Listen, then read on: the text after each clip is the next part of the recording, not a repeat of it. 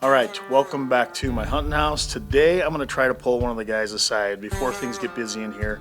I know we've got a new Prime Revex being built for a customer, and I kind of want to see some of the accessories that they chose and give you just a quick look at how we might do one of our custom bow builds. So we're building a Revex 4. Kind of go through my build process, what I usually like to do. I like to start with the rest. That's really the heart of the bow, the most important part. If that's not set up right, your arrows are never going to fly straight. On this bow, we're doing the Hamskea Prime Specific mount. Really cool setup from Hamskea that just came out that's designed to fit on the Prime risers really well. And these fit the Revex, the Inline, the Nexus, any of the last few generations of Primes. They fit really flush and sit on there really tight. I like to start the center shot on these at about 13/16. And on these, all of them I've pulled out of the package so far, that's pretty much where it's set to sit on this style riser. So it's a really good starting point for your left and right on your rest. For arrow height, I run it a little high in the burger hole, typically on the Primes. It seems to be where they hold really well for me and tune really well. And then I like to tie the limb cord down to the axle cap that Prime provides you in the owner's manual package. It just snaps over the bolt for the axle and makes it nice, slick, easy to put on there. After installing the rest, we are going to level the sight before we bolt it on. We like to use this jig to do first, second, and third axis.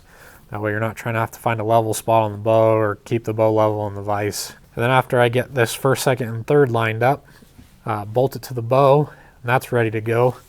Then after installing the sight, I'm going to install the new quiver from Prime. This is a Prime specific tight spot that has a pretty unique mounting bolt and system that mounts to the back of the Revex riser. This mounts really tight to the bow. It's kind of been the theme the last few years with all the big manufacturers, is getting all the accessories closer and closer to the bow, keeping all the weight as close to the riser as possible. And these are pretty simple one bolt installation, and then you can adjust the quiver grabber lengths as desired. And then this customer wanted to try the Bee Stinger counter slide.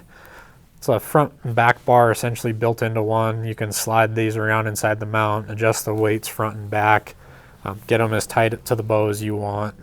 And with this setup, everything's so close to the riser, you don't need a ton of weight hanging off the opposite side to balance it out. So I think this is a good option for this bow. After I've got all the stuff kind of bolted to it, we're going to take it over to the paper and punch a couple holes and see what it's doing.